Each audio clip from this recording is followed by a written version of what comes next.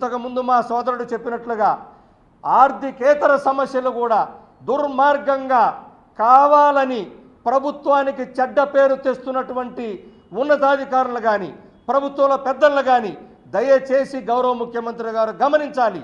వారి వల్ల ఈరోజు ఉద్యోగులు సగం బయటకు వచ్చి ఈరోజు ఈ విధంగా మా ఆవేదన పంచుకుంటున్నామనేటువంటి విషయాన్ని గౌరవ ముఖ్యమంత్రి గారు ప్రత్యక్షంగా గమనించాలని చెప్పి మేము కోరుతా ఉన్నాం.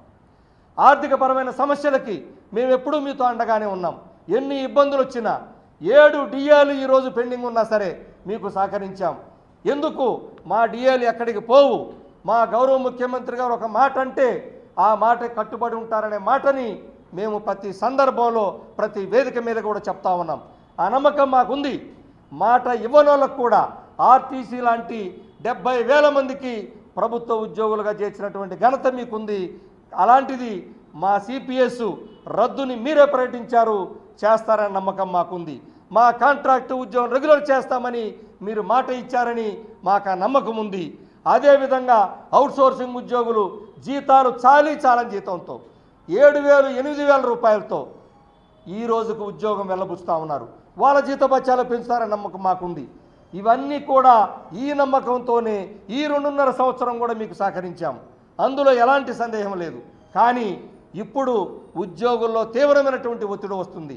దయచేసి మమ్మల్ని వ్యతిరేక భావంగా చూడకుండా, మమ్మల్ని ఉద్యమ బాటకి పంపించకుండా చూడాల్సిన బాధ్యత ప్రభుత్వ ప్రధాన కార్యదర్శి గారు, అదేవిధంగా ప్రభుత్వ గౌరవ ముఖ్యమంత్రి గారు ఇద్దరు గమనించాలని కోరుకుంటూ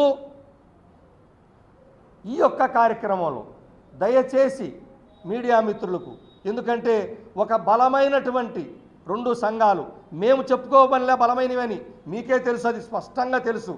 ఇన్ని సంఘాలు ఏ సంఘాలు ఇంకా లేవు విడిగా. అయితే దీన్ని మేము రాబోయే రోజుల్లో మరి ప్రభుత్వానికి మొదటిసారి కలిసిన రోజు నడవలేడు ఎవరు కూడా. నిన్నే కలిసాం, మీ ముందే కలిసాం. కలిసిన తర్వాత ఇక అనేక రకమైనటువంటి సమస్యలు మేము ఒక్కొక్కరు చర్చించుకోవాలి. ఈ సమస్యల్ని రిప్రజెంటేషన్ రూపంలో జాయింట్గా ఇప్పటి వరకు ముందే చెప్పాను నిన్న, ఎవరికి వాళ్ళమే మాకు మేము వీళ్ళకి వీళ్ళు ఇంకిద్దరు కలిసి ఎవరికి వాళ్ళు విడిగా పోతున్నాం. కానీ ప్రభుత్వానికి ఏకమై వెళ్తే ఎలా ఉంటుందో మరి ఇప్పుడు చూపిస్తాం. రేపు జేఏసీ ఏపీ జేఏసీ అమరావతి సంఘాలన్నీ కూడా కలిపి రిప్రజెంటేషన్ తయారు చేసుకుని జాయింట్గా ఈరోజు రేపు అదే కార్యక్రమంలో ఉన్నాం చేసి ప్రభుత్వ ఉద్యోగులుగా సంఘ నాయకులుగా ఒక గుర్తింపు గల ప్రభుత్వంచే గుర్తించబడిన వాళ్ళం, వేరే వాళ్ళు కాదు, గుర్తించబడిన సంఘాలుగా ప్రభుత్వం దృష్టికి దశల వారీగా చెప్పాల్సినటువంటి అంశాలు ఎలా చెప్పాలో మాకు ఒక చట్టం ఉంది. ఆ చట్టం ప్రకారం చెప్పి దాని పక్షంలో మేము ఉద్యమానికి కూడా సిద్ధమనేది ఇప్పుడు కూడా చెప్తున్నాం. ఈ మాటని మీరు కూడా దయచేసి ఉద్యోగులు కూడా ఎటువంటి పరిస్థితుల్లో మీ మనసులో ఎలాంటి రకరకాల వ్యక్తులు